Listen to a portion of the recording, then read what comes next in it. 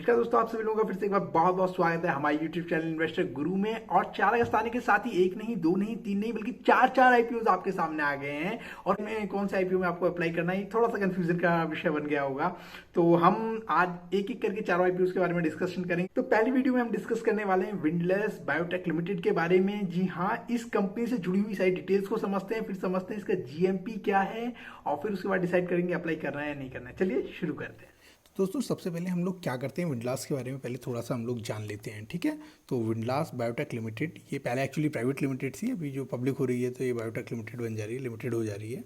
और ये health care को बिलोंग करती है और इसकी इंडस्ट्री फार्मास्यूटिकल एंड ड्रग्स है। और इसके बारे में अगर आपको ज़्यादा डिटेल जाननी है तो HPTT या आपकी windows.com पे जाके आप चेक कर सकते हैं। ठीक है ना।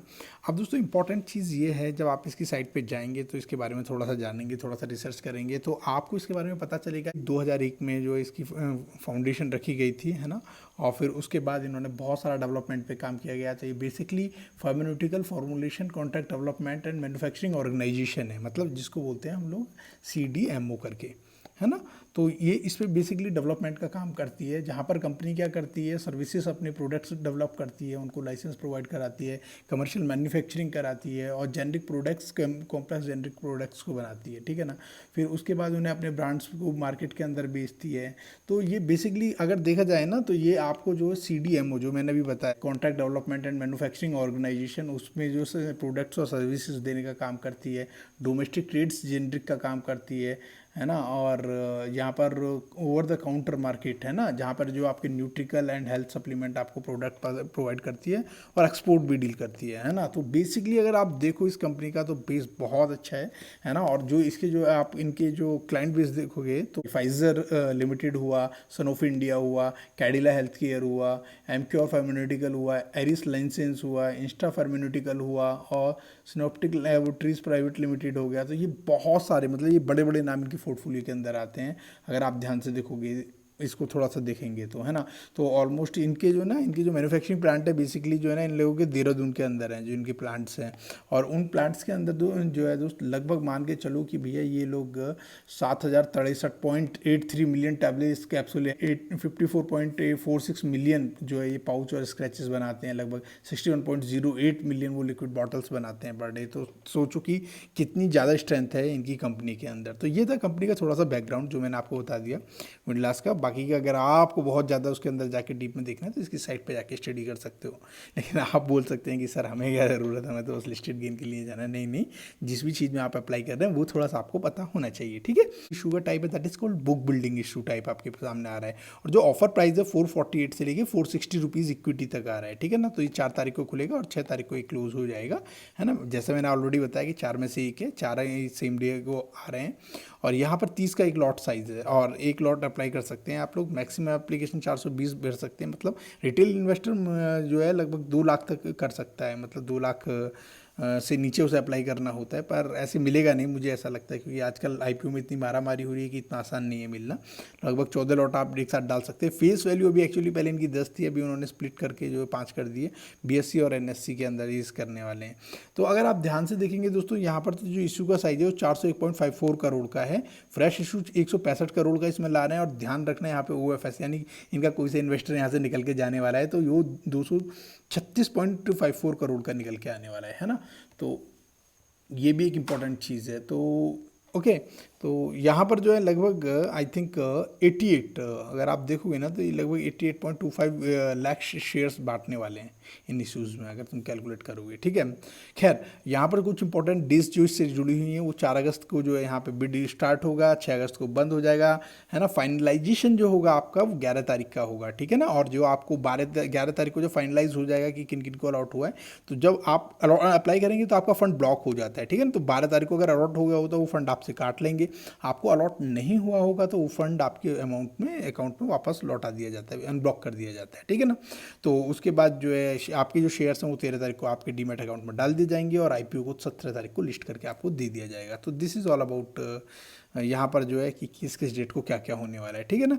तो दोस्तों प्रमोटर होल्डिंग के बारे में अगर मैं बात करूँ तो 78% है स्टार्टिंग में, है ना। अभी आईपीओ नहीं आया है उससे पहले जो है 78% है, लेकिन जब आईपीओ आ जाएगा उसके बाद 65.16% रह जाएगी इसकी होल्डिंग, प्रमोटर्स की होल्डिंग। ओके, तो जो इसका कोटा है रिटेल इन्वेस्टर को 35% है। हमारी आंखें यहीं से खुलती हैं भैया, अलॉटमेंट के चांसेस बढ़ जाते हैं रिटेल कोटा अगर 35% मिलता है तो। QIB 50% है, और ये जो यहाँ पर है NII यानी HNI जो है दिस इज़ 15% है। ओके, और यहाँ पर अगर आप रिटेल, मैं यहाँ पे सिर्फ रिटेलर्स की बात कर रहा हूँ, है ना, डिटेल्स की, जो रिटेल्स वाले लोग हैं, तो उनके लिए एक लॉट में 30 शेयर्स का है 14,820 रुपये का होगा अगर आप अप्लाई करेंगे, और मैक्सिमम 14 लॉट कर सकते हैं, क्योंकि रिटेल इन्वेस्टर में अप्लाई करने के लिए जो आपका अमाउंट हो 2 लाख से नीचे होना चाहिए। तो 420 शेयर्स के लिए अप्लाई कर सकते हैं और आपको 1,93,200 का पड़ेगा ऑलमोस्ट, है ना। और उसके बाद दोस्तों यहाँ पर मैं अब आपको थोड़ा सा ना इनके फाइनेंशियल स्ट्रेंथ की तरफ देखने चल रहा हूँ। तो यहाँ पर मैंने ये जो डाटा उठाया है, जो मैं आपके बारे में दिखाऊंगा या बताऊंगा, ये जो डाटा है मैंने इसके RHP से लिया है ना, रेड हेरिंग प्रोस्पेक्टस। तो जब कंपनी कभी IPO अप्लाई करती है तो उन्हें क्या होता है, RHP देना पड़ता है SEBI को। तो वो RHP में इन्होंने मतलब जो अपने फाइनेंशियल्स दिए हैं उसको हम एक बार स्टडी कर लेते हैं, ठीक है ना। तो यहाँ पर दोस्तों सबसे पहले इंपॉर्टेंट चीज़ है कि इनकी एसेट्स के बारे में देख लेते हैं दोस्तों। यहाँ पर देखो इनके जो एसेट्स हैं, तो यहाँ पे डेट देखो, ये सबसे पहले 2019 का है, फिर ये 20 का है, फिर ये 21 का है ना, 31 मार्च के ईयर एंडेड। तो ये 2981। अच्छा, यहाँ पर जो ये जितना भी डाटा है ना मिलियंस में, याद रखना, रुपीज़ इन मिलियंस। ओके, और यहाँ पर ये 2981.8 यहाँ पे रहा है, फिर उसके बाद 33.84.88 रहा है, और यहाँ 29.61.22 रहा है। तो कुल मिला के कह सकते हो जो इसकी एसेट्स है ऑलमोस्ट लगभग कॉन्स्टेंट सी रही हैं। तो हम आगे की तरफ देखते हैं दोस्तों। यहाँ पर मैं आपकी इसकी जो है ना इनकम पे, प्रॉफिट्स पे हम लोग एक बार चेक कर लेते हैं। तो यहाँ पे प्रॉफिट्स कितने हैं दोस्तों, यहाँ पे प्रॉफिट बिफोर टैक्स हैं वो ये वाले हैं, लेकिन आपको कुछ टैक्स पे करना होता है, डेफर्ड टैक्स और करंट टैक्स, इन सबको पे करने के बाद जो टोटल आपका जो टैक्स निकल के, वो जो प्रॉफिट निकल के आया वो लगभग क्या है, पीछे 19 इसके अंदर 19 था स्टार्टिंग में, ये 19 के अंदर जो था दिस इज़ 638.22 मिलियन, और फिर इसकी 162.13 मिलियन, और अभी 155.7 मिलियन। यानी एक तरह से यहाँ पर एक चीज़ आपको देखना, एक डिक्लाइन ट्रेंड में, मतलब एक डिक्लाइन ट्रेंड में इनके जो है वो यहाँ पर इनके जो प्रॉफिट्स हैं वो दिखाई दे रहे हैं।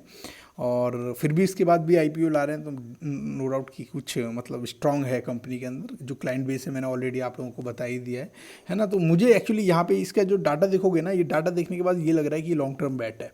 मतलब अभी में हाल फिलहाल में रिकवर करेगा, IPO आएगा, पैसा आएगा उसमें। अब वो उन्होंने पहले भी क्लियर किया है कि वो पैसा कहाँ लगाने वाले हैं। अभी मैं एक्चुअली बताने वाला हूँ कि उसको कहाँ लगाने वाले हैं, कि वो अपना चौथा प्लांट, एक्चुअली इनकी जो सारी मैन्युफैक्चरिंग होती है वो देहरादून से होती है, तो अपना चौथा प्लांट लगाने वाले हैं, है ना। आपको जो जब सीधी सी बात है, जब कंपनी रन कर रहे हो तो ज़्यादा पैसे की ज़रूरत पड़ती है। अपने इनके पास कुछ बोरिंग भी है, उसे भी ख़त्म करने वाले हैं, है ना, और जनरल कॉर्पोरेट पर्पज़ के लिए। तो बेसिकली क्या है कि इनकी जो मैन्युफैक्चरिंग है वो मतलब जो है वो काफ़ी स्ट्रॉन्ग है, मतलब क्लाइंट बेस भी अच्छा है, मैन्युफैक्चरिंग भी ऑलमोस्ट 14 स्टेट्स में इनका जो है पूरा नेटवर्क फैला हुआ है। खैर दोस्तों, यहाँ पे आप इसके रेवेन्यू पे भी एक बार नज़र मार सकते हो। जो रेवेन्यू है 2019 में ये 3,115 का है रेवेन्यू, मतलब कितना पैसा टोटल आ रहा है उनके पास, है ना। और यहाँ 3313.39 मिलियन का है, यहाँ पे 4306.95 मिलियन का है। तो यहाँ पर मतलब कहने की बात है, जो रेवेन्यू है वो तो आपका बढ़ रहा है, लेकिन फिर भी जो प्रॉफिट है वो थोड़ा सा डिक्लाइन हुआ है। तो मुझे ये लगता है हाल फिलहाल में तो नहीं, लिस्टिंग गेन इतना ज़्यादा नहीं मिलेगा, मुझे लग रहा है ऐसा हाल इसकी सिचुएशन देख के, क्योंकि डिक्लाइन फेस में इन्होंने जो है अनाउंस किया IPO। और लेकिन मुझे ऐसा लगता है कि यहाँ से अगले 2 साल में एक अच्छी मतलब ठीक ठाक स्पीड पकड़ सकता है ये IPO। तो अगर लॉन्ग टर्म बैट है तो मुझे यहाँ पे ये थोड़ा सा सही लग रहा है यहाँ पे। ओके, तो अभी हम आगे बढ़ते हैं इसमें। मैंने IPO के ऑब्जेक्टिव्स आपको बता ही दिए, जो इसका रजिस्ट्रार है ना, जब आपके जो IPO अलॉट होगा तो चेक कहाँ करेंगे, लिंक्डइन साइट की पे चेक कर सकते हैं जाके, ठीक है ना दोस्तों। अगर मैं GMP की बात करूँ तो ग्रे मार्केट प्रीमियम जो इसका चल रहा है वो 135 to 140 चल रहा है, ठीक है ना। तो मतलब एक शेयर पे इतना मतलब ज़्यादा भी रेट मिल रहा है ग्रे मार्केट प्रीमियम में, तो इससे एक चांसेस रहता है कि जो इसकी लिस्टिंग होनी चाहिए वो पॉजिटिव होनी चाहिए, मतलब लिस्टिंग गेन थोड़ा सा पॉजिटिव मिलना चाहिए। लेकिन यहाँ पर GMP से मुझे ऐसा बिल्कुल नहीं लग रहा है कि कितना ज़बरदस्त मतलब डबल ट्रिपल हो जाएगा, क्योंकि GMP में इतनी जान नज़र नहीं आ रही है मुझे यहाँ पे। ओके, और इसमें अप्लाई करने वाले या नहीं एक बार मुझे कमेंट में ज़रूर बताइएगा अगर आप अप्लाई करते हैं तो, ठीक है ना। और अगर कैसे अप्लाई करना है ना, इसके मैंने पूरी प्रॉपर वीडियोस का पूरा एक सीक्वेंस बना के रख दिया है कि आप चाहो तो अपने डीमैट अकाउंट से कर सकते हो। तो कई बार इसमें इश्यूज़ आ जाते हैं डीमैट अकाउंट में, तो आप चाहो तो एसबीआई यानी है ना, यहाँ पर जो है आप इनसे अपने नेट बैंकिंग के थ्रू भी अप्लाई कर सकते हो। तो एसबीआई की और इस आईसीआईसी बैंक में कैसे अप्लाई करते हैं मैंने पूरा बना दिया। तो सीधा आपको डिस्क्रिप्शन में जाना है, सारे वीडियोज़ के लिंक मिल जाएंगे जो भी आपको अपने काम की यहाँ पे देखनी है, ठीक है ना। और यहाँ पर दोस्तों अगर आप इससे डीमैट अकाउंट से कर रहे हो तो बहुत सारे लोगों के बहुत सारे इश्यूज आते हैं। प्लीज़ यार ये वाली वीडियो देख लेना अगर आपको आईपीओ अप्लाई कर रहे हैं तो उसमें अगर इशू आ रहे हैं, ठीक है ना। तो कोई भी प्रॉब्लम है ऑलमोस्ट मैंने सब इसमें कवर कर दिया। फिर भी अगर कोई भी प्रॉब्लम आ रही है ना तो बिल्कुल बिना निश्चिंत के ना आप सीधा नीचे क्वेरी अपने डाल सकते हो कमेंट के अंदर। ऑलमोस्ट सबका मैं रिप्लाई कर देता हूँ जैसे ही मुझे टाइम मिलता है ना। कई बार थोड़ा सा लेट हो जाता है तो उसके लिए माफ़ी, पर मैं कोशिश करता हूँ कि मैं टाइम लिमिट में सबके रिप्लाई कर दूँ, ठीक है ना। और यहाँ पे link in time private limited जो है दोस्त, यहाँ पर जो है लिंक इन टाइम का इसके जो वीडियो है ना नीचे लिंक इन टाइम पे उस पर क्लिक करना, उस दिन जाके चेक कर लेना आपको अलॉट हुआ है या नहीं हुआ है, ठीक है ना।